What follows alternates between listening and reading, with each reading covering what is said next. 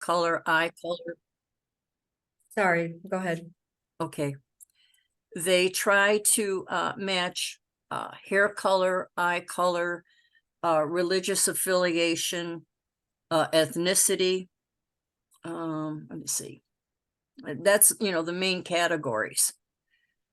So they try to, like, say, if the parents have blonde hair, they try to find a baby or so that has blonde hair, for example. However, I'm sure you've seen kids that are born blonde, like a real towhead, can turn out to have real dark hair later in life. So, as I was saying, welcome, as it says, welcome to my world. This is my date of birth of September 4th, 1947. I was born in Detroit, Michigan. Like a Gerber baby, I feel like right now when I see that. Uh, so for me, to find overall from September 4th to 1947 to August 19th of 1987, my parents, who I thought were my parents, biologically, it turned out to be a little different as I go on. But yeah, August 19th, 1987, that's the day I found out I was adopted. So these dates, my adopted father, who's still my father, is John Nowak, and he was born 1901, and he died January 10th of 1968. If you have a pencil and paper handy, you might want to write those dates down. Just write down January 10th of 1968. Later on, you'll find it'll be more interesting. My adopted mother was born in September 20th of 1903, and she died September 25th of 1981. I was raised, they had a natural son, my brother Ron, that he passed 2006. He was born 1939. And again, as I was saying, I was born in 47. You can see the age difference. So it's like if you were to go like every 25 years to 35 years for a generation, it's like my grandparents raising me. And how I was raised, what I call very strict Catholic at the time. So it's like, again, my grandmother. So I was instilled with Polish Catholic upbringing all the more. And if your parents said 1 and 1 is 2, 1 and 1 is 3, and the teacher said, oh no, 1 and 1 is 2, you're wrong, Carol, but you got to go with what your mother said. You didn't question. And back those days, no matter what you did, there was always hell just right around the corner, meaning you always had the respect for authority and you feared authority. So whatever they said, it was golden rule. Again, I attended and graduated from a Catholic school, which they were told that the adoption agency, I found out later on, that's how I would be raised. When I wanted to go to a public school, nope, I was going to hell if I did that. These are my adoptive parents. That's me. I had the first Beatle haircut. I was about 5 years old at the time. My mother literally put a bowl on my head to cut my hair. My dad, John Nowak, he reminded me of Robert Stack a bit in his early, and then later on in life, before he passed, he used to smoke a cigar and he reminded me of Jack Benny. It's my brother Ron, and that's my mother Helen. So from January 10th of 1968 to January 9th of 1969, my dad died January 10th, 1968. In a period of 1 day less of a year, I had 12 deaths. Majority of them were, like it says, aunts, uncles, all the relatives on my mother's side. I never met my dad's side. I was told, they all died young and so on and so forth. Again, didn't question. Okay. Ironically, 1968 was the year I was turning 21. It just didn't seem right that after being that special feeling like, oh boy, I'm legal, I can drink, and etc., etc. So you're probably wondering, how did I find out? Because I was never told I was adopted. So what I wanted to do is I wanted to be the first female Jack Benny. That meaning I was going to hold on to 39 as long as I could. And I never knew the time that I was born. I was always told, oh, you were born somewhere between 6 and 9 o'clock at night. And I'm going, oh, okay. Again, didn't question.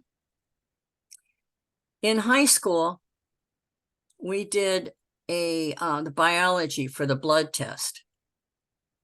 My blood type is AB positive. My adopted dad was type A. How I remember that, because his middle initial was A. My mother's blood type was B. And her middle initial was B for her blood type, B positive. So then what happened was I said, oh, that's how I got AB. No, the instructor said, no, Carol, you can't. I said, but my dad, I said, wait a minute. He said, no, who told you that? So that was clue number one. I always question where I came from, but that kind of got passed over.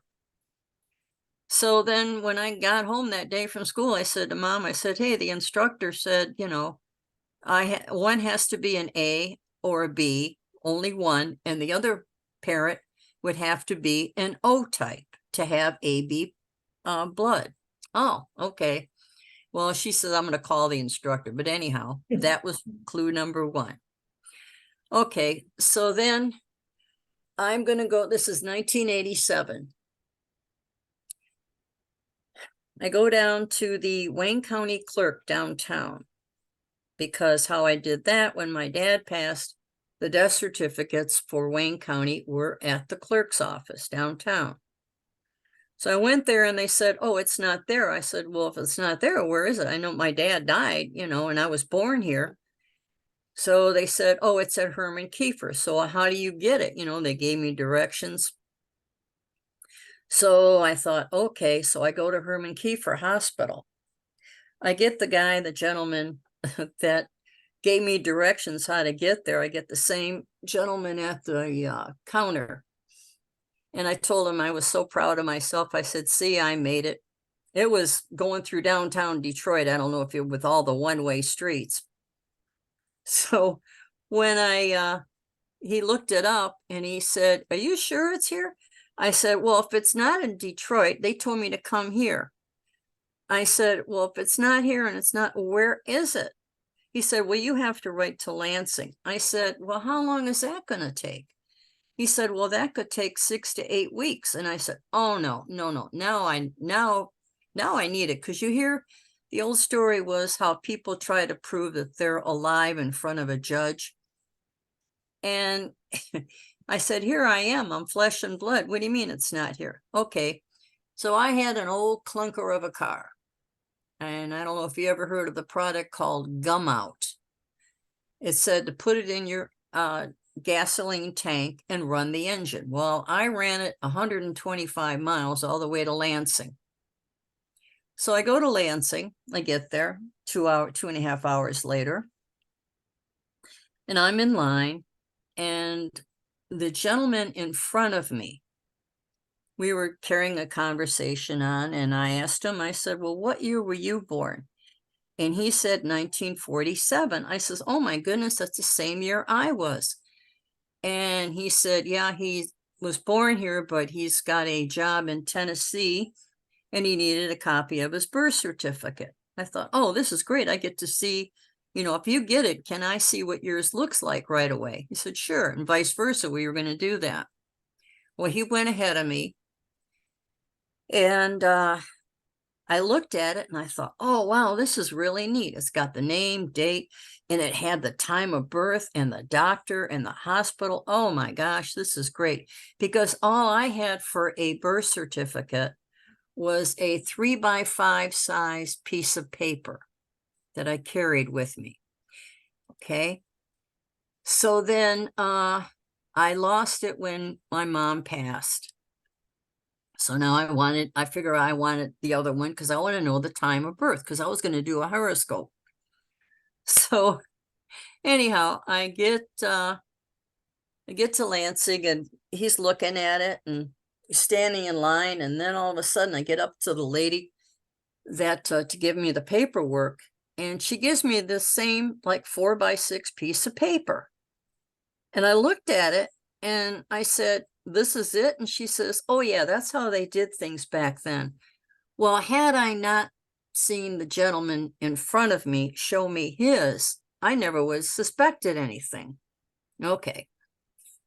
So then I goes to her, and honest to God, everyone, from that point on, it was like somebody was sitting on my shoulder and whispering in my ear. Said, I even asked her, I never would have had the thought. I said, well, if I was adopted, would I get this form?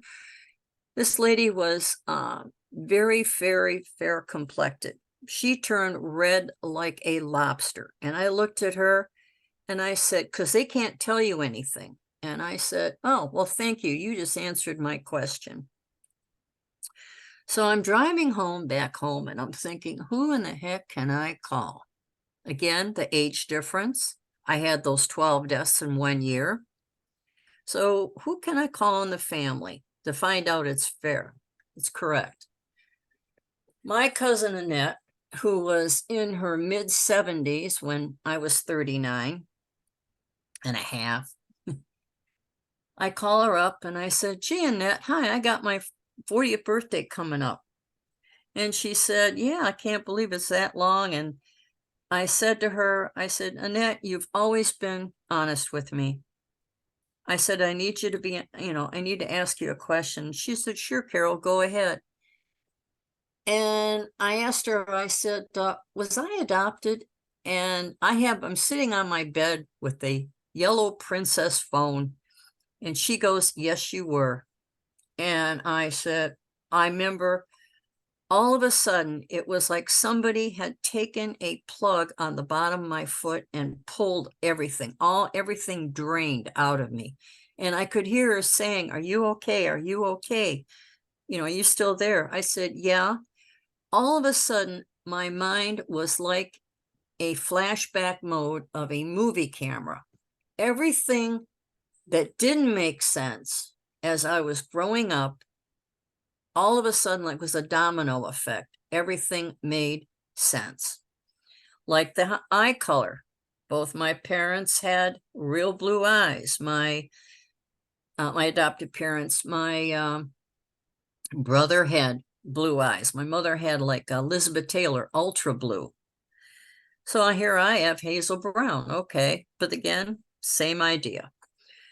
So, okay. So I think now that you're adopted, what do you want to do about it?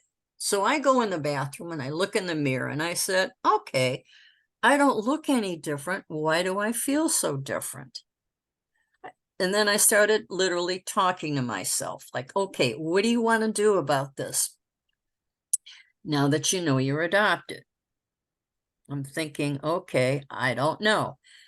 So at that time, I was living in Roseville, and I called the local library, which was Roseville, Michigan. And I was told to contact this group called AIM, Adoption Identity Movement. At that time, they're located in Hazel Park. From that listing I gave you, they have a new address. Of course, this is like already 30 some years ago, 30, 40 years ago almost. So, and it being that this group was comprised of adoptees, adoptive parents, and birth parents, I thought, oh, this is great. So I go to the adoption. The first meeting was like the following week. And I go, and this one lady who was on the board, who was the secretary, said, I carry two hats. And she said, one, I'm an adoptive parent, and I'm also an adoptee. Now, I felt bad finding out at close to 40 years old, being never told. She goes to get her Social Security at 65. That's when she found out.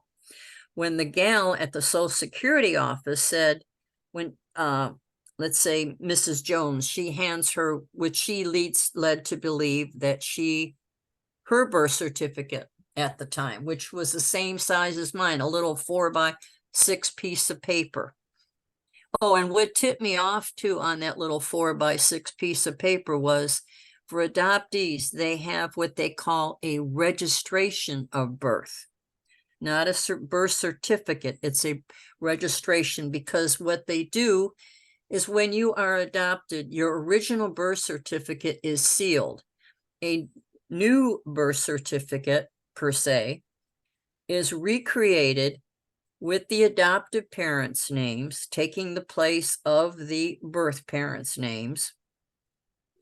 And when the adoption was finalized, that's what tipped me off when I seen that paper, that at the bottom of the 4x6 paper was a filing date of almost 2 years later. I thought, that's interesting. And that's when, like I said, that little birdie was sitting on my shoulder. So at the meeting, when the lady from the adoption, the AIM people, she was saying how when she found out by going for her Social Security, the young lady says, well, that's not your birth certificate. She goes, what do you mean it's not my birth certificate? She goes, that's your registration of birth for an adoptee. And she goes, what do you mean I'm not adopted? And she said, yes, you were. And then again, at 65, she finds out. Okay, so now I got to figure out, at least from that group, I found out what I have to do to get my information. So I was told, they gave me the guidance to write the Wayne County Juvenile Court for my non-identifying information, which I'll go into that very shortly. That I was hoping that I would get the non-identifying information. That was September. I just got it in just before Christmas, so I got my Christmas present. So once I found the information, got the non-identifying information, I'm thinking, now you got a whole new terminology that you have to learn. So we go on and bear with me. Okay. So the journey became a very long one to discover what is really going on. So learn how to comprise a family tree. And at that time, I was in Roseville, still fairly close to Detroit. I went to the Burton Library, which now still holds a lot of information for any Detroit residents or Detroit connections. However, they are to where very limited access because they had a flood and they still haven't recovered from that. So I thought, okay, I learned how to do a family tree. Now, as I mentioned earlier, I never met any of my father's family. So again, he was born 1901. I learned at that time, I had access to the 1900, 1910, and 1920 census. So I found out that he had 6 sisters, and I'm thinking, my goodness. And then I thought, well, maybe because at that time in the 40s, during the post-war baby boom, that a lot of birth parents, what they did, they gave it to a family member to keep it in the family. Since I never met any of my dad's family, I figured it's got to be somewhere in the family. So then with Polish heritage, that wasn't the case. I even learned that Jadwiga and Hedwig, I thought he had 2 extra sisters. No, they're the same person because it was for Helen. So I thought, okay, went back to the drawing board and I created a timeline from my birth mother's birthday and from the non-identifying information. She was 17 years old at that time. Here's where with the non-identifying information, adoptee can ask any details except an identifying factor would be obviously their name, where they were born, their birth date, but you can ask the religious heritage, the religious and ethnic heritage. You can ask, is it a physical description they have? Were they Catholic at the time? Were they, did they have any other interest? So, okay. So at that time, from 9 on identifying information, I'm sorry, gang, that she was 17 years old at the time. She was unwed, Polish Catholic, and from a family of 9. Now here I lost 12 in 1 year. Now all of a sudden I have this instant family. In one family, I'm the baby. In the other family, I'm the oldest. It was a real head tennis match, I tell you. So I try to do a family tree. I don't know if you can read this or not, but that's pretty much for an adopted end. Now, as I was saying, this gives you a little more information on the non-identifying information, what you can ask, what you cannot ask. They want now, I think, $60 to obtain any non-identification information. You can wait up to 30 to 45 days to get a response. It's a little quicker than it was at that time, 30, 40 years ago for me. So again, any non-identifying information, the date, time, and place of the adoptee's birth, health and genetic history of the adoptee, including prenatal care, neonatal, medical conditions, medication taken by the mother, anything related to the mother or the birth parents, very, very limited. So they'll have a description of the child's family origin. Oh, the identifying information again, the adoptee will not know the adopted name, the birth name prior to adoption, unless the court issues to unseal the records. When I went to the Wayne County Court, when I went to the Wayne County Court in Detroit to petition the judge to open my file, because I found out not only that I was adopted, my biological father was adopted too. I'm 40 years old. My adoptive parents are both deceased. I need it for medical. I don't have anything now for sure that I can really rely on. So bear with me, I'm sorry. With the judge, and she looked at me and she took the gavel and she said, denied. And I'm going to myself, you got to be kidding me. I'm thinking, all what I told you, it wasn't good enough at that time in 87. Well, I'll tell you what, much has not changed since then. So for me, my non-identifying information was, I was born September 4th in 1947. I weighed 7 pounds, 14 ounces. Adopted mother told me, Helen told me, well, you were such a tiny little thing and you were born, between 6 and 9 o'clock at night. I later find out that my birth time was 1:14 a.m. My birth mother was born 1929 in Michigan, single Roman Catholic of Polish descent, 18 years old at the time. She was the 6th sibling in a family of 9. She had 2 brothers and 6 sisters. 4 of the siblings were married, in which one of the married sisters was living at the home with her 4 children. So then I thought, okay, there truly is no place for me in the end.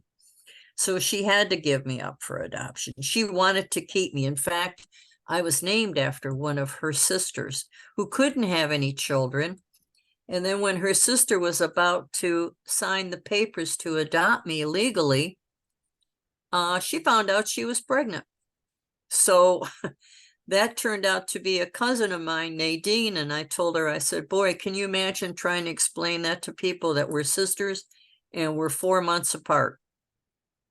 My birth father was 19 years old at the time, a Protestant man of Irish, French, and German descent. I thought, oh boy, I get to celebrate St. Patrick's Day now. A high school graduate, which is like totally unheard of in the 40s. That would be like a college graduate. He stated he was adopted as an infant. He had never seen his biological mother. Your birth mother signed the release papers for your adoption on January 9th of 1948, placed on a free care basis in the adoptive parent home on December 15th, 1947. I'm thinking the terminology, as I mentioned, free care, what is it, like 40,000 diapers, and if it's no good, trade her in? You would have had to been looking at that paper and seeing that terminology. That's to put it how I would feel comfortable. Okay, so now we're going to try to find my birth mother. Okay, so what you do is you build a framework with what I had to work with. So my birth mother's birthday would be somewhere between September 3rd, 1928 to September 4th, 1929. They had the Wayne County Legal News on microfilm for girl babies born. I did for her. Now I'm looking up for her when she would have been born. Because I'm thinking that she was in Wayne County. So then you have to follow it. I had to go all the way till October 30th, 1929, in case there was any delayed to the Wayne County clerk by the time they go to register it. So I followed it for 3 weeks past September 4th, 1929. So at least with the entries at that time, it gave the mothers names and address. I could not miss a day. It took over 4 weeks going every single day, very painstaking. So then I asked the librarian for a list of the birth facilities for unwed mothers that would have been in 1947. At that time, they had the city directory that we'd had to go, no, the city directories would have had the listing of the different hospitals in that. So on a hunch, it was William Booth Memorial Hospital. That was on Fort Street, down by the Wayne County clerk's office. So at current day is a Salvation Army hospital. So then what I did, I called the hospital administrator. And I told him, I said, there's a chance. And he says, by law, he's governed that he couldn't give any information out. And I said to him, I know you can't give me any name. I said, what about initials? I've got Christmas coming up. I got to have something. Okay. And then I told him the storyline. So he gave me the initials. So now I knew that the female was M and N. And the male was C and S. I thought, okay. So I went back to my listing, put them all in alphabetical order. I went through all the ones that were N's. And then what I did is I think I found her. Okay. So as it says, I alphabetized them all the 280 legal birth clippings I had from strips in searching for the birth mother. So then like I said, I extracted all the N names. There were 7 possible candidates, then cross-referenced them with the 1930 Detroit directory by address, obtaining full names of the residents. They have at the Burton Library, the City of Detroit Death Index. So I looked up the people with the names, and you figured they were, if the daughter was born in the 20s, they would have had to been born, you minus 20 years around the turn of the century. So I had a list. I had from the listing, I had 7 of the 9 children were female. So then now for sure, what happens with the female? She changes her name through marriage. Okay. It was at that time, the library, well, they still close at 6 o'clock.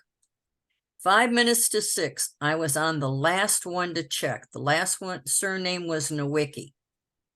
And I kept going, they kept saying, the library will be closing in 5 minutes. Let's just give me a couple more minutes. Okay. And I screamed out because I figured I found her. So, ladies and gentlemen, I'd like you to meet my birth mother, Margaret Nowicki Wilson. This was her father's obituary. So I'm going through and I'm counting all the names, and my God, I've got her. Oh my Lord, what do I get home and I'm thinking, I'm going through a phone book. I still had a Detroit phone book at that time.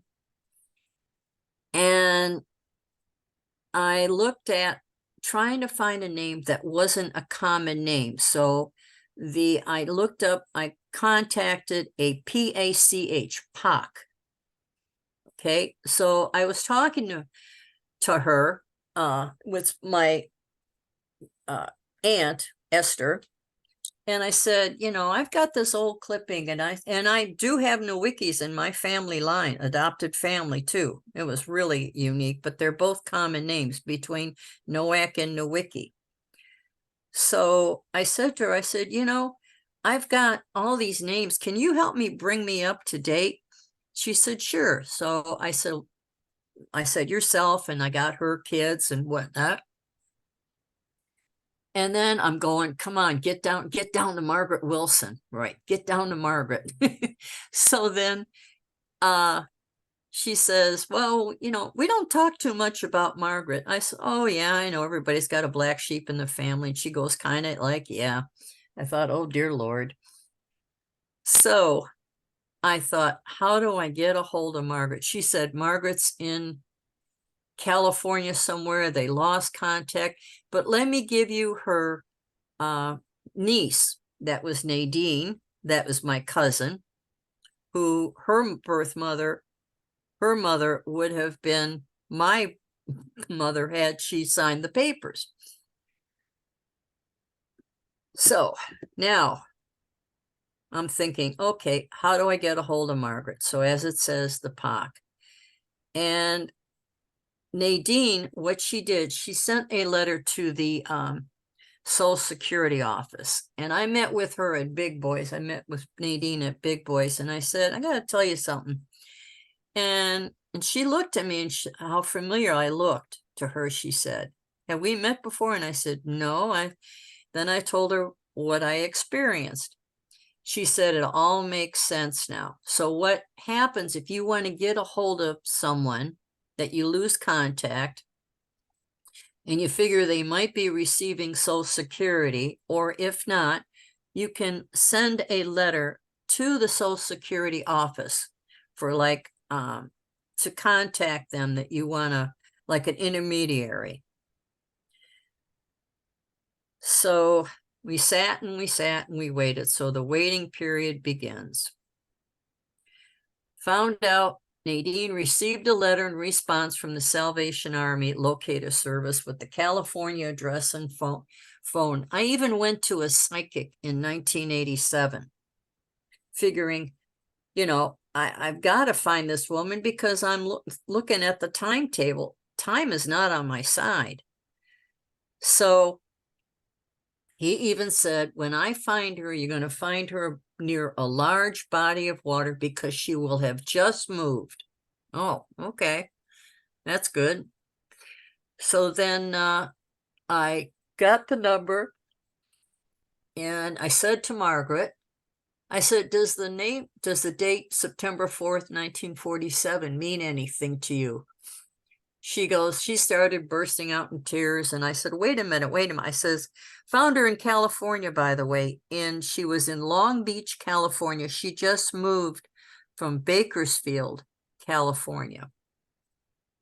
So that psychic was right on. So then through her, I was able to get the birth father's name, which was, as mentioning those letters of M and N, was Margaret Nowicki. CS was Charles Sales. Okay. So go for a question and answer. I think, have I loaded everybody? Anybody got any questions right now? Wait a minute, let me go to chat and see what we have in the chat.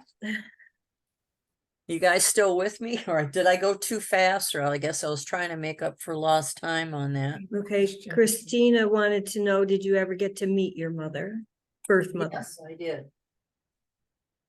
You did? I worked at a restaurant called Billy's. It was on Little Mac and 13 in Roseville. The manager owner at the time, she had an adopted daughter. So I had told her that I had just found my birth mother. She had paid for the plane fare to have my birth mother come out and meals for 10 people and 24 roses for my birth mother. My birth mother, I made the arrangements. She missed the plane the first time. I was supposed to have been here on my birthday for my that was in 1990. Bear with me, 1991. So from 1987 to 1991, that's how long it took me to find her.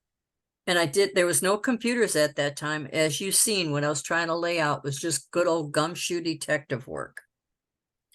When I found her, and on the phone, I asked her, I said, what happened? I said, please don't miss, I had to reschedule the plane. Please don't miss the plane.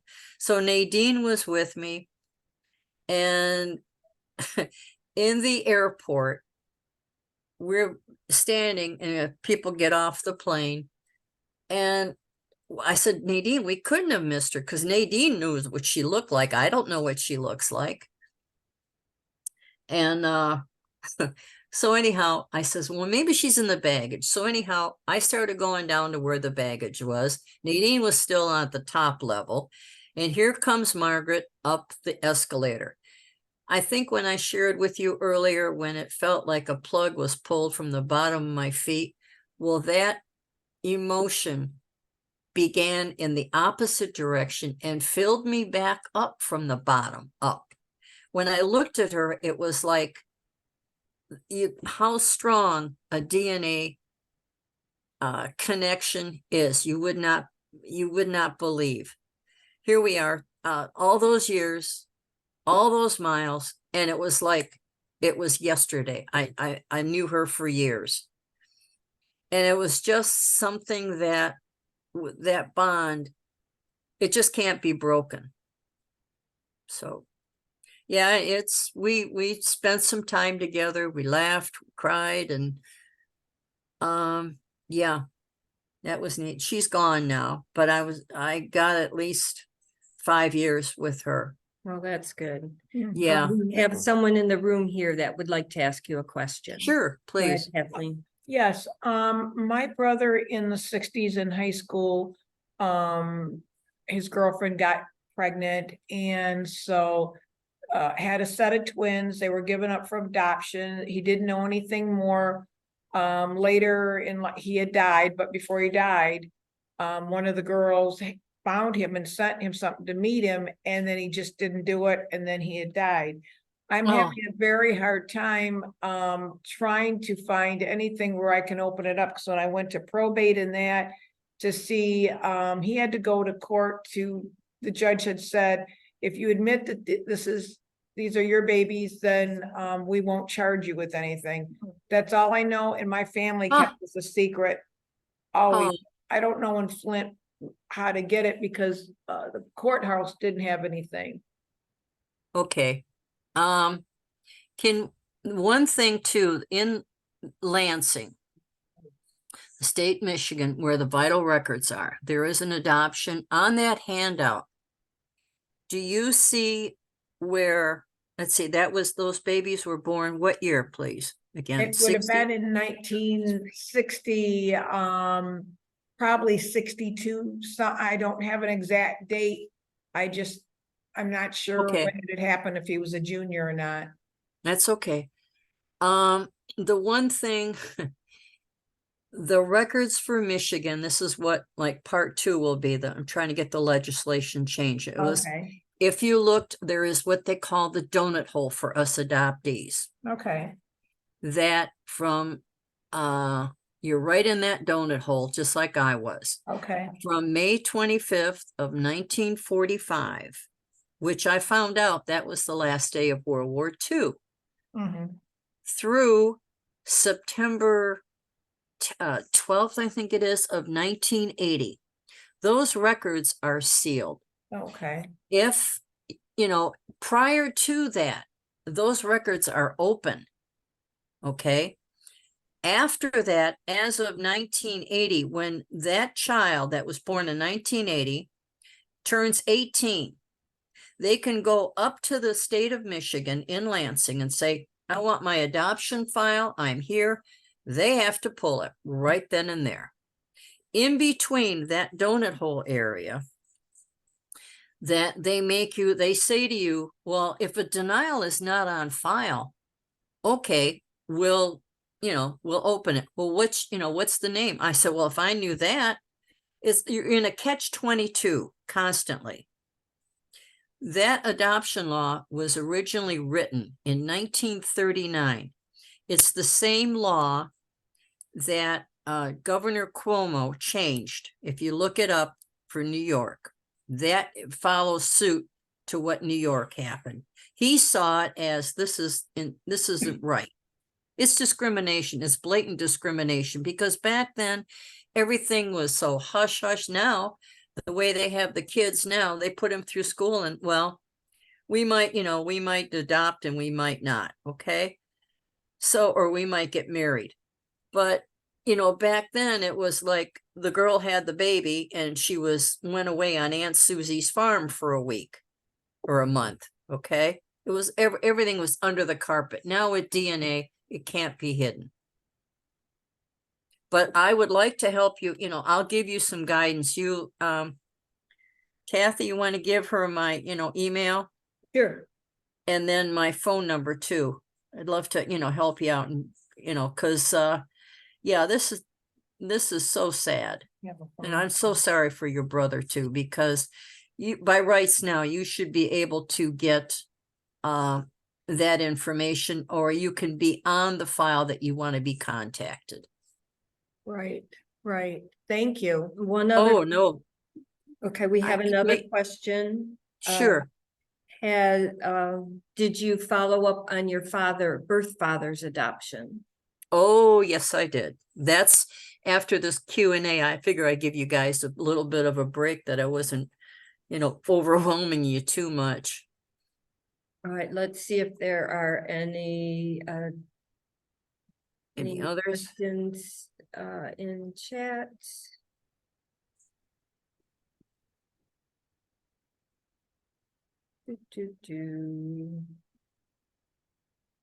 Okay, am I missing anything here?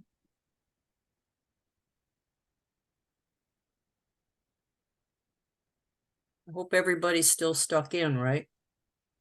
Yep, we still have. Mhm. Oh, great. Thanks, gang. Does anyone have any questions they want to ask?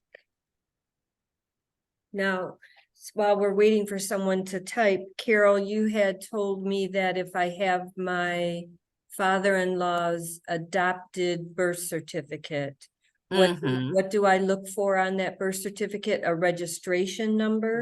Yeah. How big is it? Is it like about 4 by 6, right? No, it looks like a regular birth certificate. Right. Okay. What they did after what happened to me, because I had to turn that in to get the recreated one, which you guys will see shortly. That I wish I would have kept a copy of the original, but it is. what they did starting in 1988, they went through and recreated they took out those little slips of paper and they recreated one so people like myself would not get tipped off. So what you should have on there, you should have a filing date. Read to me what you have. I haven't found it yet. Oh, okay. Oh, I'm sorry. Okay. I I misunderstood, but there'll No, be I was looking for it in my computer at the very beginning, and then when we had so much trouble, I stopped looking, so. yeah. Um, Well, there'll be a file number and a filing date that, like I said, that 2 years later, but then the date that you'll have on there is most likely when it was either finalized or when he went. Yeah, that's mainly on that should be the finalizing date. Cause like I said, how mine, I was like 2 years later. I was like tipped off on that. yeah. All right, But I will look for it, and maybe I will give you a call on Thursday. Yeah, that's good. Yeah, see what you find out and then Okay, it's easier when I've got the information in front of me and look at it. But that's what they did. They went and recreated. And I think when you see my recreated one, you'll see what I'm talking about, what they Okay. did. Janie would like to know how you coped with finding out that your family was not your birth family. Oh, Jamie, I was so mad.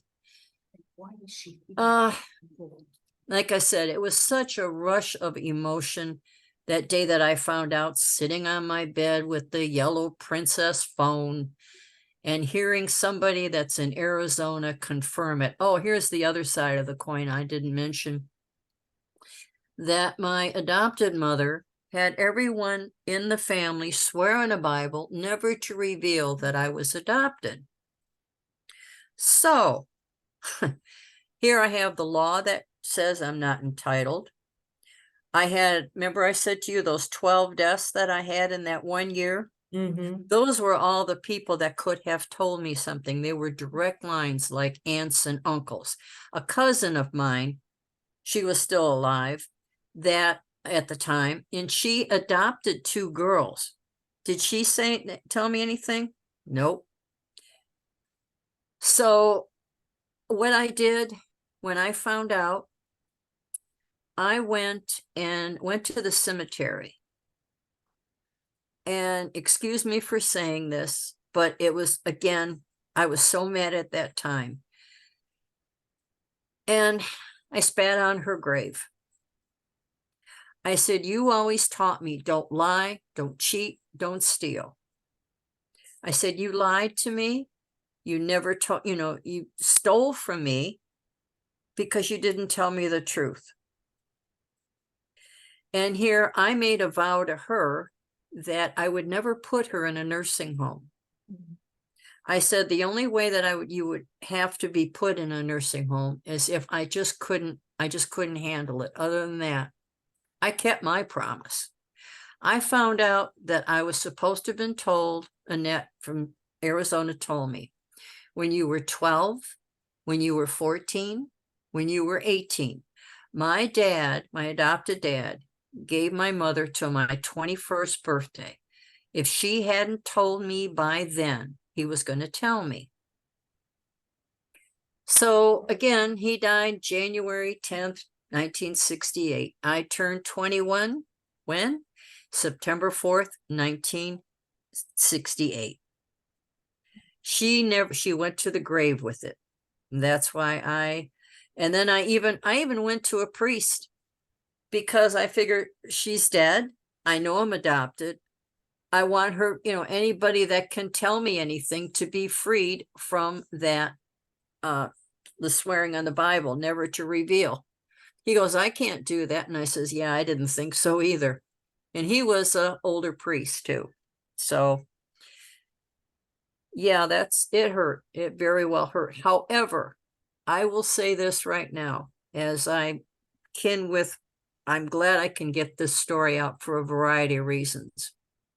That I was able to help others through what happened to me. because I, partly was a lot self-pity. Why me? Why me?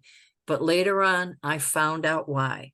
Is because I was meant to help others because of what happened to me, especially being never told. You would not believe, if you go to Facebook, there is now a Late Discovery Adoptee forum on Facebook. I just found that.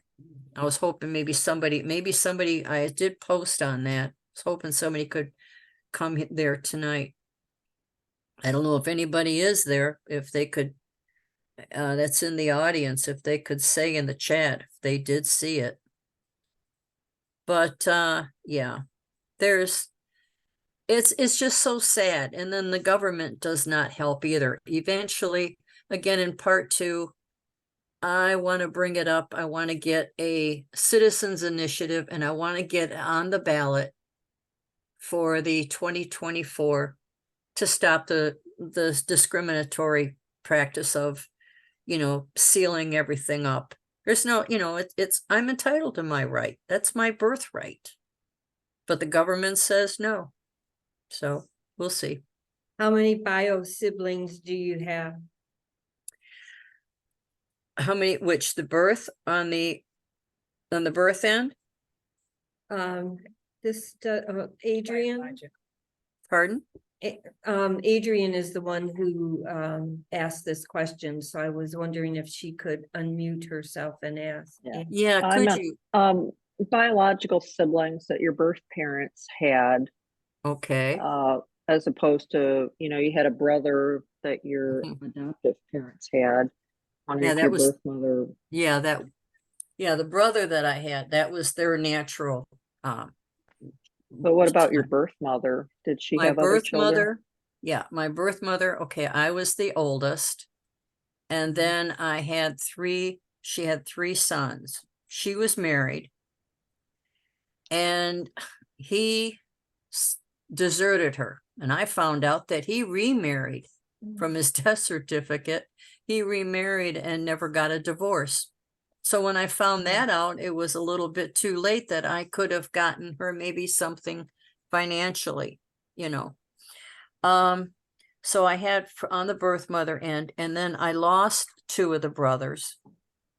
There's one brother still that I haven't found yet because he separated from the family, but the 2 brothers, they died, one in 98 and one in 2000 from heart attacks. So Did I your never birth- got to see them. Pardon? Did your birth father have any children? Yes, well, he had me. Mhm. And then along this other half, you will see one of them. I was hoping Okay. she could make it, but I guess not tonight. But in a picture, you'll see her. Okay. And he had, let's see, he had myself, he had Laura. Laura passed. Laura had Laura had a lot of problems. They divorced. He got divorced. I'm sorry. Okay, I was the oldest. Laura was second. No, I was the oldest. Yeah, or myself, Laura, Angela. So on one end, it was boys. The birth mother had the boys, and the birth father had the gals. Laura passed. She had a drug problem. I tried to get her help, and it didn't work out. She had a stroke, and yeah, but I did get to meet her.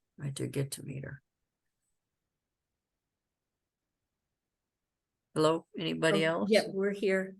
Okay, We have another question here. Go ahead, Kathleen. sure. I had some cousins that were trying to find my aunt, and they did, but in their case, they were from Saginaw. They said they hired an adoption lawyer, and the lawyer for $100 said, if you can prove your mother's dead and your father's dead, I'll open up. And they did. But they had the name of the mother and father. I have the name of my brother, but I don't really know the full name of the lady to look for when I tried to look in Flint. But is that true? If you can prove they're dead, you can get your adoption papers? Well, okay, first of all, you're entitled to what the adoptee, are you talking about yourself? Wait, let me. No, let my me- brother died. The girl that got pregnant, I don't know if she's dead, but my cousins, when they went to find their adoption parents, they had to give the lawyer proof that both their parents were already dead. Right, that part is true. Okay. Because again, depending on the year, if you looked in the handout, did you look at the handout of those years? Not yet, no. Okay, that'll help clarify. Okay. Okay, from, again, let me just, briefly, that's the hardest area to cover, the donut hole. Again, that's from May 25th, 1945 to September 12th, 1980. Now, that is not the birth years. That is when the adoption was finalized, okay? So in other words, if from May 25th, 1945, if the person was born, say, January 1943, and the adoption took place May 24th, 1945, okay, they would fall into the other category where you wouldn't have to jump through so many hoops, that they would naturally, bear with me, they would be able to get more information than someone that was born, that same person, but that was finalized the day later. Okay. You got there. That's They what I were said. born in the 60s. Right. That's what I'm saying. Okay. So now we're into this from 1945 to 1980. Not so much when they were born again, it's when it was finalized. What you need to do, you are what relation are you? That's I'd be their aunt. That was my brother. okay. You take his death certificate. Oh, you're the lady that, yeah, I need you to call me, right? Okay. Okay, but All we right. can go through some of this. I Okay. want to help others too. Okay. But what you do is for him, you'd have his death certificate. You could go and be on what they call the registry, that you want to be contacted. Okay. So these are, what are they, about 40? They were born, what, say 1962, 63 and through It there? could be right around there, yeah. Okay, so they would be 40th birthday. Okay. So you've got a copy of your brother's death certificate? Yes. Okay, but you need a certified copy, not a copy of a copy. When you Okay. do with the government, it would have to be certified. Okay. All right. There is a form online and I can get you that link. So that's why I said, if you can, Okay, I will. I'll call through you. Kathy, and then just put those, like what you know, and then I can pull that apart like I did for my framework and guide you that way. Thank Okay. you. Sure. Jamie, you said? Yeah, No, this was Kathleen. Kathleen. Okay. Uh, Thank you, Kathleen and Jamie, and let's see who else. Seems like there's somebody else here. Let's see. It is so sad how adoptions were handled 50-ish years ago. My husband and Oh I, my God. Yeah. wait, I lost it. Oh, I don't like working with somebody else's computer. Yeah. I like my It own. is sad. This is where, Here, what my the law husband and- that the way the law is now on the books, okay? That they are trying to, the bureaucracy now is trying to make it even more difficult. And it's like, this is insanity. I mean, that's why I'd like to go in front of the people. This is another group that I had joined, that the Michigan Coalition for Adoptees. I just joined it a couple days ago. I found out about them because they banded together to work on this donut hole. So between them and I'm just, like I said, I would love to get it on the ballot to get the law changed, but you have to watch how you word it, because what we want is our original birth certificate that we should be entitled to. Okay. Donna wrote, my husband and I adopted our daughter in a semi-open adoption 18 years ago. We Mhm. told her she was adopted from the earliest years. We wrote letters to her birth parents every year until she was 18. When my daughter turned 18, she met both her birth parents and is developing relationships with them. Oh, that's The great. openness is so healthy for everyone involved. Yes, Mhm. DNA is a strong connection, but so is honesty. My daughter Yes. and I couldn't be closer. Oh, that's wonderful. That's beautiful. Yeah, see, that's the difference. And like she said, it's so sad because here, okay, I'll give you another example of something how I felt. When I go to the doctor's office, back then, even in, the 80s and the 90s, you fill out the form. I don't know if you remember this, Kathy, but how it would have on the form under penalty, if you're not honest when you fill out the forms, to give your medical history. I Right. had no medical history and I had to keep saying, I don't know it. And then the doctor said, what do you mean you don't know? Well, I'm adopted. Well, you should know one of them. I said, the biological father's adopted too. I said, give me a break, So it goes, it's just a whirlwind. But the main thing is that now people are, they're opening up more. And the bottom line is that DNA. Oh my gosh, you can't hide it anymore under the carpet. And one of the articles, and I hope everybody reads about the handout and then goes to the link, where a doctor, a Detroit doctor, who is, well, he'd be 106 right now, but as of December 21st, 2020, he was 104. What he did, he fathered over 5,000 babies.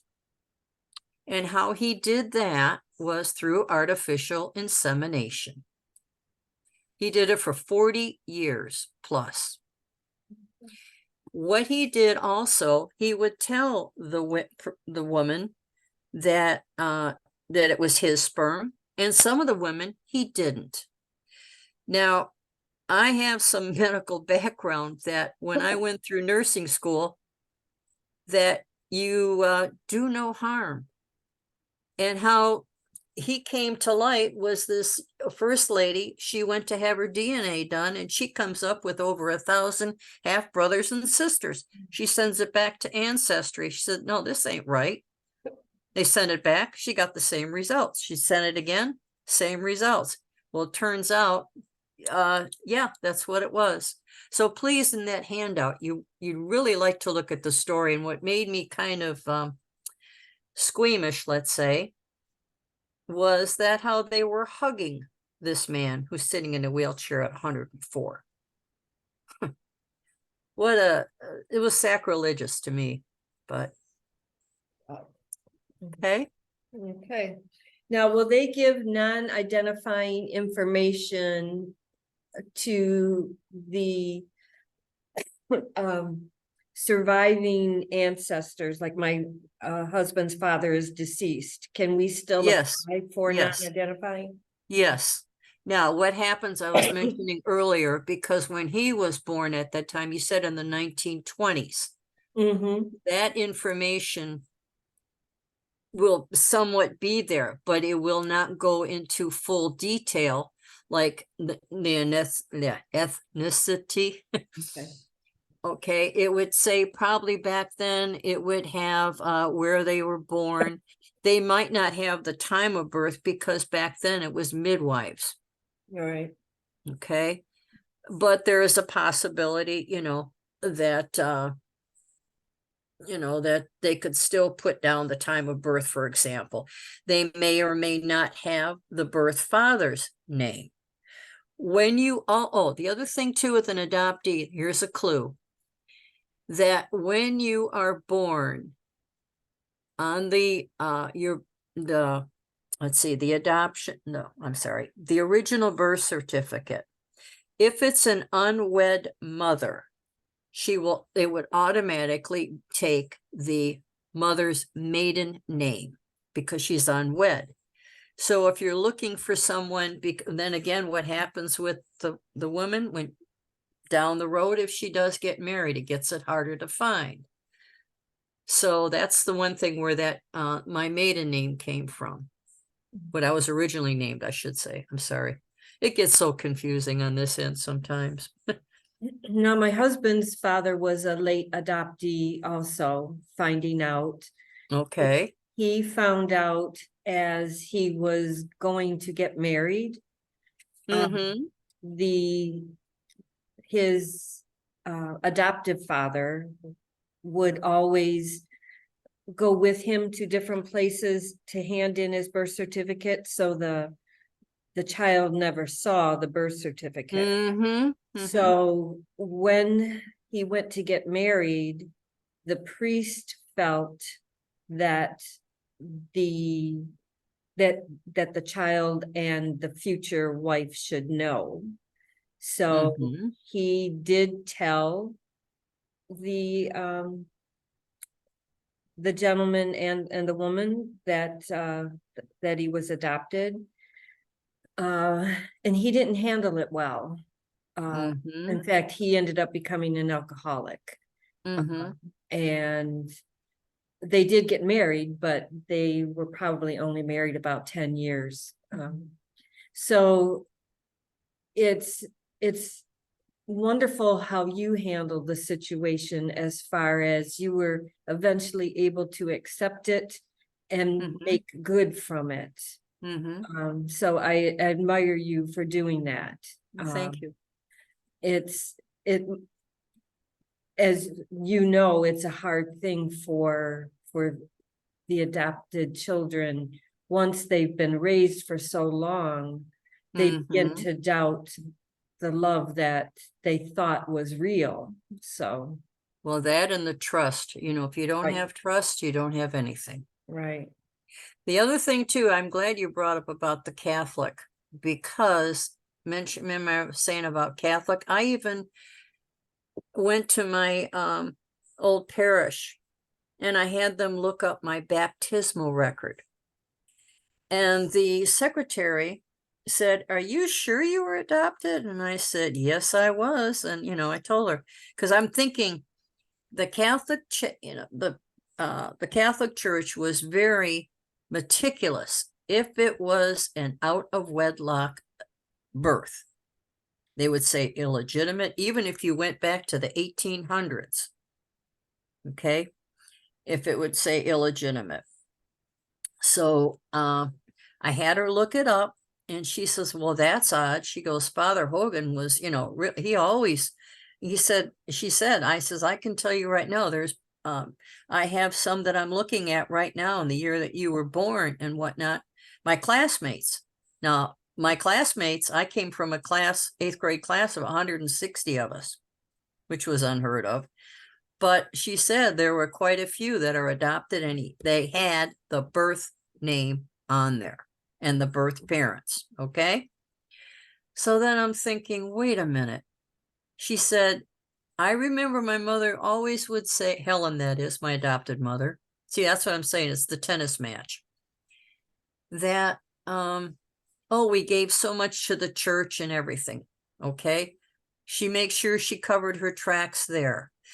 I went to Nativity High School, which was, down by Mount Elliott and through that area at the time.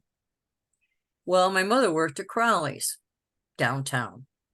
When I went to get a job at Sears on Gratiot and Van Dyke, "Oh, I'll get you a birth certificate. Don't worry." I said, "You sure, Mom?" Yeah. Everything was just so neatly handled. You see, they made sure they covered their tracks, which is sad. Yeah. But I did get to meet my aunts. Remember I told you how she came from a family of 9, my aunt, my 2 uncles, because Nadine said, "You're not going to believe this." She said, "One of your aunts, I forget which one now, was having a 50th wedding anniversary." She goes, "Would you like to come?" I said, "Oh, I'd love to go get to meet them." So we're sitting at the table, and Nadine goes to introduce me. And she says, "Oh, by the way, this is Margaret's daughter." I thought they were all going to have heart attacks. So from that point on, some of it was comical, so some sad. But shall we move on, or Yeah. just in case we get? Okay. Well, yeah, everybody that has put forth a question, yeah, if I wasn't too clear with you, which again, the time constraint, and I totally apologize for the earlier edition of what we went through here, but I'm glad we did get some responses in that. So let's conclude, tonight, and if there's still further questions, we'll see if we still have some time. Kathy, it's on your end, okay? I'm up to always 1 o'clock in the morning. It don't matter with me. Okay, so let's move forward. So, like somebody was saying about, did I meet my birth father? So now, again, from that non-identifying information, I knew that he graduated from high school.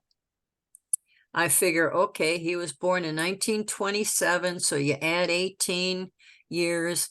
So he would have graduated in 1940, 45, 46, and through there.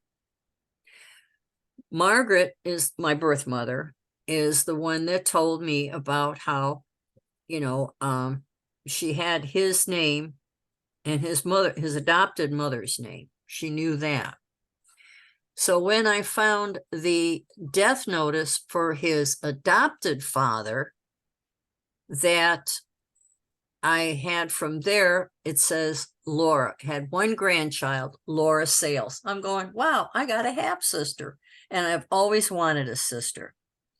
So then I found Laura through Aunt Mildred Shea McLean, who was Laura's, bear with me, Laura's birth mother's sister. Yeah. Elizabeth Sales. So then, oh, I'm sorry, Guy. Oh, okay. So then from that death certificate, like I did with Margaret. Now, in 1992, I helped a private investigator help out with a situation. He was working on a probate case for 5 years, and he told me that he's only got 2 weeks, and well, I found the people that he was looking for. So in turn, I said, okay, this is what I got in my birth father. That's how he helped me find my birth father in Louisiana. Okay. So Laura and I, we had we flew to Louisiana. It was it was Metairie, which is just outside, maybe about 10, 15 miles north of New Orleans. So I was going to work under the pretense that I was a friend of Laura's to keep her company. Now, Chick, or Charles Sales, the nickname was Chick, that he he had not seen Laura for some time. Okay. What happened was, after he got the divorce from Elizabeth had a heart attack, and he didn't know this. Okay. So he thought Elizabeth had remarried because he never heard anything. So Laura was kind of bounced around between, amongst the aunts, because her birth mother died suddenly. I mean, at a young age, not suddenly, but at a young age. I'm sorry. So we go there, we go to the address, and it was Betty and Paul Little's house. So I'm there, and she said, oh, you just missed him. He went out to the corner store. I said, okay. So we told Betty the situation. She goes, my God, she looked at me. She said, and if he doesn't realize that, you're his daughter, shame on him. That all he has to do is look in the mirror. Okay. So he comes in, and Laura and they get back to knowing each other, and et cetera, et cetera. And then he's kept looking at me, and he said, like, I know you from someplace. And again, you'd have to be I'm trying to keep a straight face, right? And he kept looking at me like, do I, I know you, don't I? Have we met? And I'm going, no. Not that I know of, I don't think so. So then I finally tell them, I said, does the name Margaret Nowicki mean anything to you? And he said, yeah, well, why? Why? I said, well, because I'm her daughter. And then I said, hi, Dad. So he goes, oh, no, no, no. She slept around with other men. And I says, fine. You can say whatever you want. I'm still her daughter. Okay. So long story short, here's Charles. I got his high school picture. Of course, he looked a lot different when I met him. But later that evening, and when it sunk in, because he went into a shock, you figure, 40 some years later, comes this girl. And I told him, I said, look, I want nothing from you. I don't want any money, nothing. I said, all I want you to know is that I do exist. And I said, you of anybody should understand because you were adopted too. At least you were told. I was never told. Then he kind of, realized what I had said. So in the conversation, we were there for like a junket trip, like for 3 days. We're celebrating Laura's birthday. Her birthday was October 12th. So he goes and he said to me on our way that we're leaving at the airport the next day. He said to me, oh, by the way, you have a half sister. I goes, I have a what? He goes, yeah, you have a half sister. I says, well, when was she born? He goes, June 25th, 1973. I'm going, what? 1973. I said, okay. And then he told me how she had to be put up for adoption. What happened? He had to put her up for adoption because when she was born, the mother, they were married at the time. They still stayed married. And Patty Brewer Sales was, his wife, and that's Angela's mother. And he says, yeah. I said, well, what happened? And he said, because when she was born, Patty had grand mal seizures. So being on medication, he was working. He couldn't take the chance. They were getting worse. So she wasn't adopted until I found out 5 or 6 years, when she was 5 or 6 years old. Okay. So that was sad. So what I did, at least I united everybody on paper. That's my high school picture in the middle. And you can see I've got my mother's shape, hips down. I've got like my father's, the eyes. There you can see some of the resemblance, a little bit of both of them. So that kind of made me feel good too, even though they're both gone now. I did get to meet them. We did correspond. And so I decided, okay, now I'm going to find out about him. So now I want to find out more about him. So when I did do it for him, now I'm thinking, okay, now I got to try to find Angela. Well, in between, from the time that I found out in January of 1995 to at that time in August, I thought, okay, I got to try to find her. So in between, you see, I was a little busy. I got married for the first time. That's the other thing about adoptees too. They generally get married late in life. Mine was real late, about a week or two after my 50th birthday. So, and then I retired from St. John's Hospital in 2014. So I resumed the genealogy research in the fall of 2014. So now I found out that my birth father, because he was born in Ohio, but adopted in Pennsylvania, now we got to go across state lines. Now this is a whole new ball game. I thought, oh my goodness. Had he been born in Ohio and the adoption finalized in Ohio, I would have been entitled to everything, even though he was still alive at that time. But because the adoption was finalized in Pennsylvania, no, I mean, he was born in Pennsylvania and finalized in Ohio, I had to wait to get his birth certificate and the adoption record as of 2015, when Pennsylvania finally changed the law that descendants of deceased adoptees could get the information. So this was Charles. He gave me this. I'm sorry if you can't see this that good. But he got this. This is what he had. You see how it says certification of birth. That he presented this when he went to get his Social Security. He gave me this.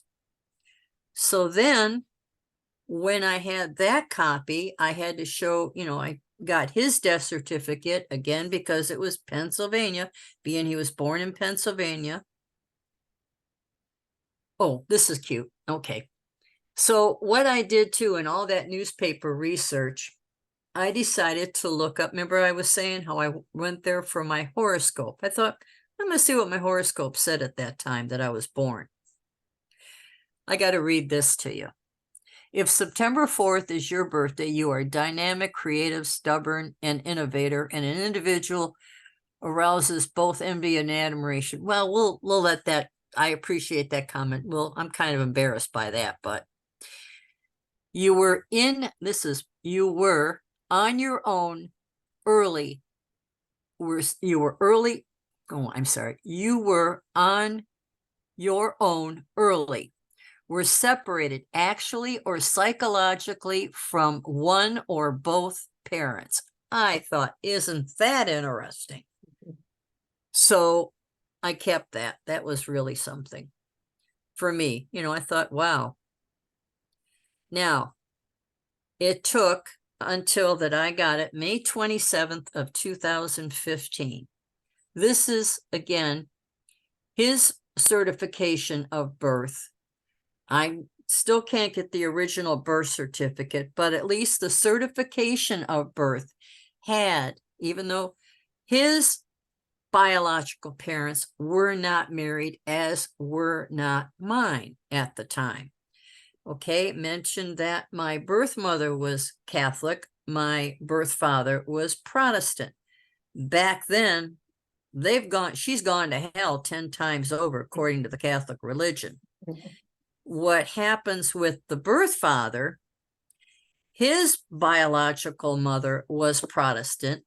His biological father was Catholic, Irish. Okay. So thought this is really, interesting. In that form packet, you will see, I'm sorry if it's blurry. I tried to, let me see if I can do something here. There we go. Okay. In that packet is what they call an adopted or step family ancestral chart. Were mine, because I had to do biological that way. So on the top, on one side of me is the adopted tree, and on the other side is the biological. So that's why technically my full name in my book, the way I feel, is Virginia Marie Nowicki Sales, aka Carol Helen Nowak Bogan. So when I look at it for like how many grandparents I have per se, so I have not only on the adopted end, okay, I have a set there from both the adopted mother and the adopted father. I have a set of grandparents from the birth mother and the birth father. I have a set of grandparents from the biological father, his adopted parents, and another set of grandparents from the biological end of it. So it got 12 sets of grandparents. I figured, hey, gee, how many people can say that, right? Try to make lemons out of lemonade, or lemonade out of lemons. That's how it was. So that's when you fill out one of these forms. If anybody needs help, you know, filling those forms, I'll be glad to help them out. But that will come in handy.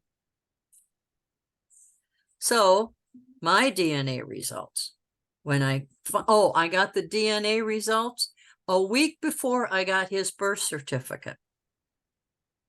So, a week before I got his certification of birth. So this even confirms it. So when I got it, okay, it was Eastern European. And then when I came to Irish, I thought, wow, St. Patrick's Day, here I come. So and then what's nice is if anybody would like to have a DNA test done, I strongly suggest Ancestry. They have the over 9 million now, their databases, where your connections are a lot quicker and better, you know, for the territory that they cover. So other ones like 23andMe, that's great. But if you really want to go and especially have the chance of hooking up more with somebody within your tree, you'll be doing better with Ancestry. And right now they have it on sale. It's normally $99. I just found out today they've got it for $59. So you just have to go on their site, ancestry.com. So here the pieces of my puzzle, life's puzzle, are starting to fit together and making sense. My genetic, biological, and ethnic heritage are now confirmed. Gee, so many relatives I thought throughout the United States. My Christmas list just got a lot longer. So even though I had all those deaths in 1 year, all those relatives, where now I have this instant family, like it just exchanged. So I decided to break it down as to how long, like somebody would say, how long did it actually take you? So from the day I discovered that I was adopted to August 3rd of 2017, it took that many days, months, and convert. So even though, like it says, it was a long, hard journey, but well worth every day through the perseverance and finding the truth to my story. That is the other key. I tell people, you say, okay, I want to go look for my birth parents. What do you suggest? I said, this is what I strongly suggest. You take a piece of paper and you make 2 columns. One column, what happens, why do I want to look? Second column is, what if I get rejection? So then you start going the reasons for why you want to search. In my case, because I didn't know, I was never told, late in life, I have a biological father that was adopted too. I have no medical history. On top of, I have other relatives that I'd like to know that could help fill in a lot of the gaps for me. So, ladies and gentlemen, so I finally found my little sis. I call her little sis. How that came about was, I'm a Detroit Lions fan. Been following them since 1957. And as long as they stay healthy, they should really do good this year. So my husband and I, we go just about every year down to the Ford Field,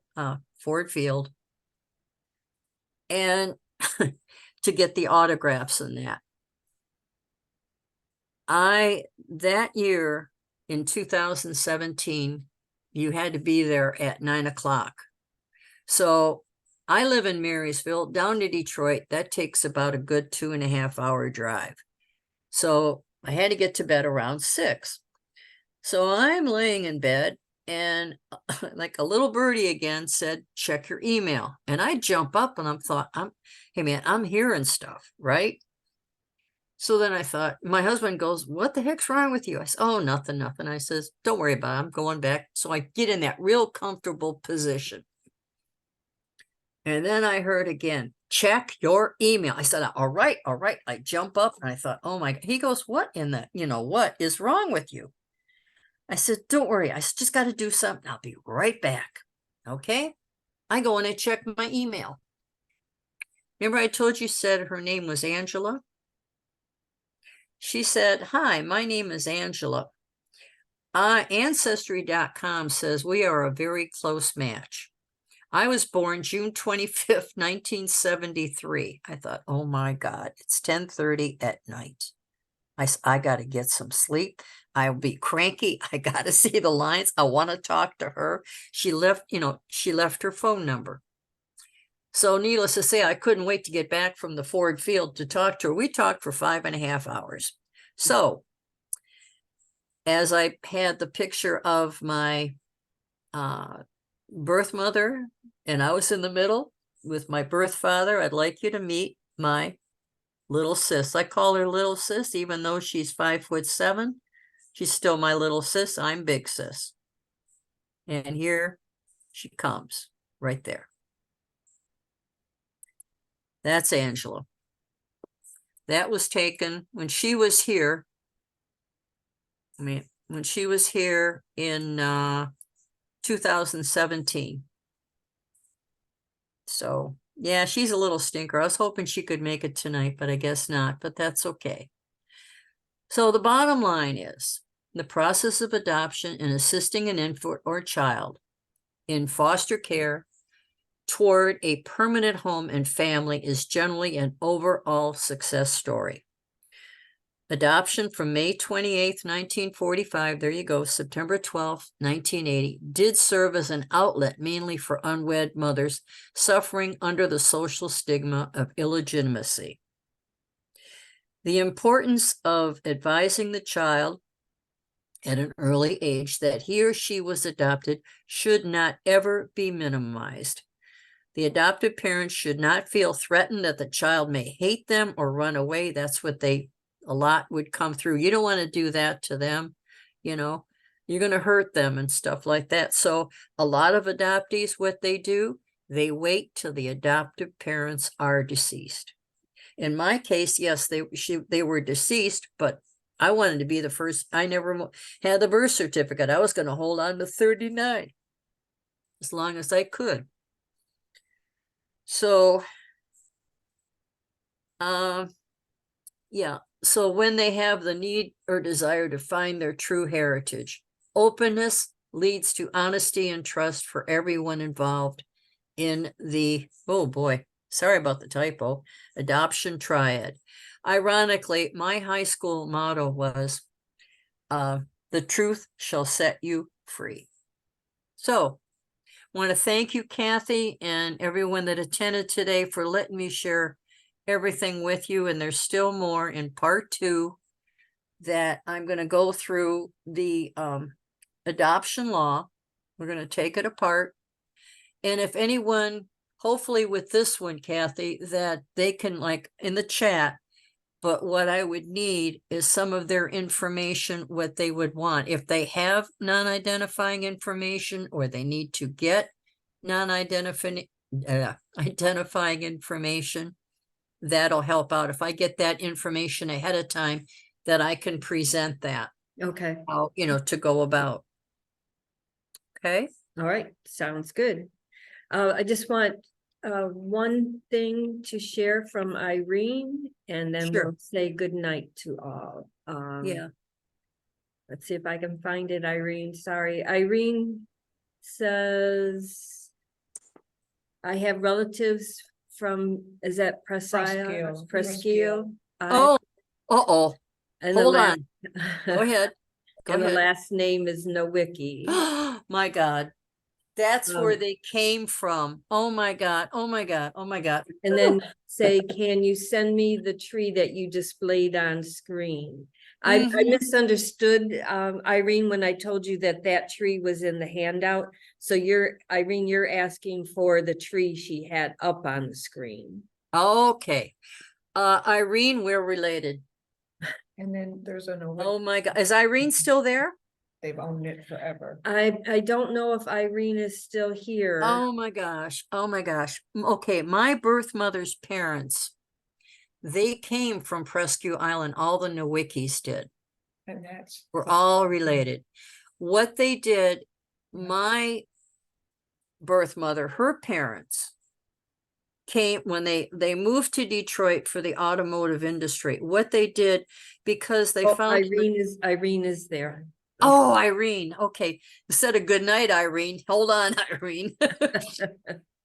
So, Well, hold on one moment, just in case. I want to let people know if they need to leave now, it's yeah. okay. I want everybody to feel like. Oh, yeah. And I thank you everyone that hung in there and let me, Carol, and yeah, I'll I let do you wanna- and Irene talk to each other while I put things away. Nowicki sausage. Okay. There's Good night, also everyone. Nowicki sausage in Alpena. Yep. Okay, okay, Thank you. go ahead now. Which Irene, the can you unmute yourself at all? Sure, here I am. Oh, there you are. Okay. Okay, I'm gonna hang it? let you two talk. The library is gonna be closing in about 15 minutes, so I Oh have my God, to yeah. turn some Okay. things. Not a Oh, problem. see Irene's oh, Irene, I want to see your oh, see my face here. Oh God. So, Well, that's all right. And, Virginia Nowicki is my mother's sister, and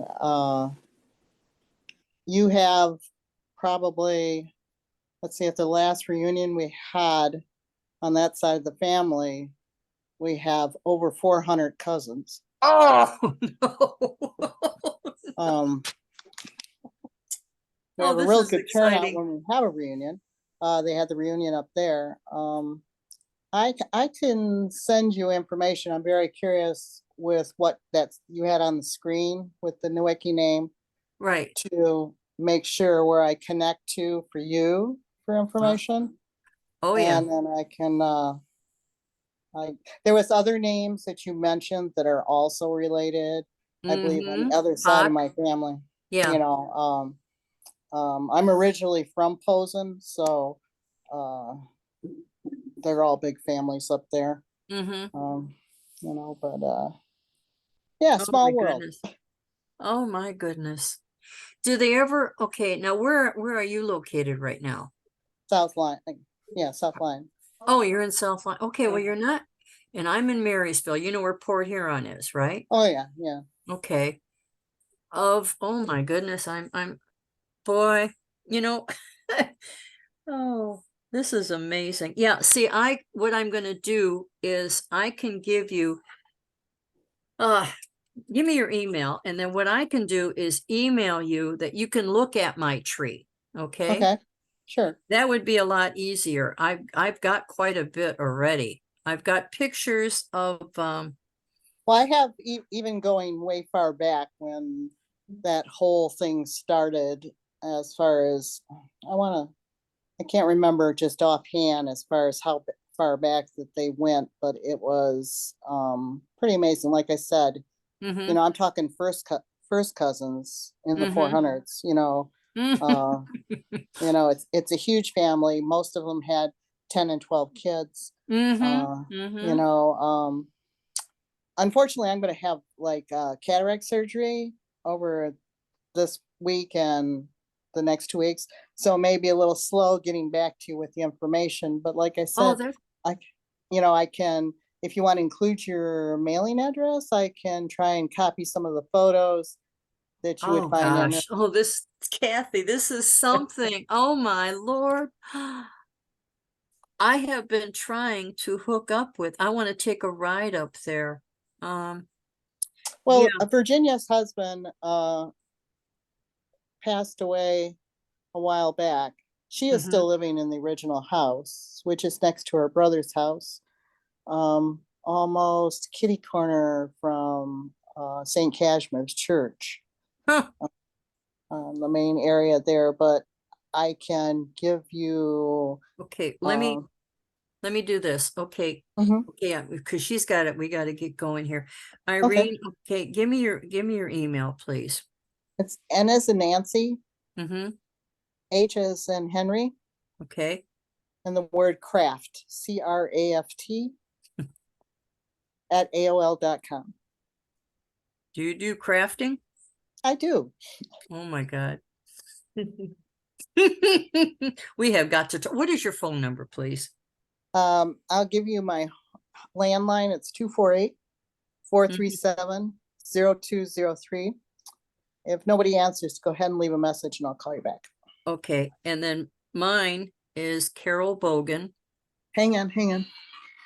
Okay. Oh, Kathy. Oh my God. I remember when you did the Irish genealogy. I got to get with you on that once I found out Fleming is the name too. So, All right, go ahead. okay. Carol Bogan, Okay. 47 at gmail.com. Okay. Oh, Lord, this is simply amazing. Yeah, that's what I'll do is I'll let you in that you can see my tree. And that way, because it goes back, I even, on the adopted, I just want to end on this. The one other thing, other than the Irish heritage, being able to celebrate St. Patrick's Day now, Mhm. was that the birth father, his biological mother was urban. I have a father and son that served in the Civil War in Ohio. Are you spelling it URBAN? Yes, URBAN, but that's the I have- Ohio end. See, Yeah, now, okay, yeah, we'll have They're- to, go ahead. They're here also in that family tree because an urban was my confirmation sponsor and that's all connected too. So No, it could be a different urban because these are Ohio urbans. they originally came from Ohio, I believe. I'd have to double check, but I'm almost positive. Okay, yeah, Kathy, Kathy had a long day today. I know. I'm sorry, Oh, Kathy. Kathy, thanks for hanging. I'm sorry about Well, how that's that. fine. This that is was amazing. That was very unique. It was very unique. See, isn't it better when I don't talk? Oh, no, no, no. So I can say literally, good night, Irene. And I'll be Thank calling you. you. Thank you for a Irene, great what's your last? program. Oh, Irene, your last name, please. Provost, Provost. Pro. V is in victory. Oh, OST. Provost. Mm-hmm. Okay. And Kathy, I hope everyone enjoyed, and it appears they hung in there. So, Yep. and I'm glad the questions, yeah, there's so much to share. I'm glad I had the opportunity to share it with you. And It was wonderful. stay tuned for part 2. Okay. Okay. Thanks. Bye-bye, Good night now. sweetie. Bye, Good night, Bye-bye. Kathy. Good night, Irene. Bye, Oh, Lord. Carol. Bye, Irene. Bye, sweeties. Bye.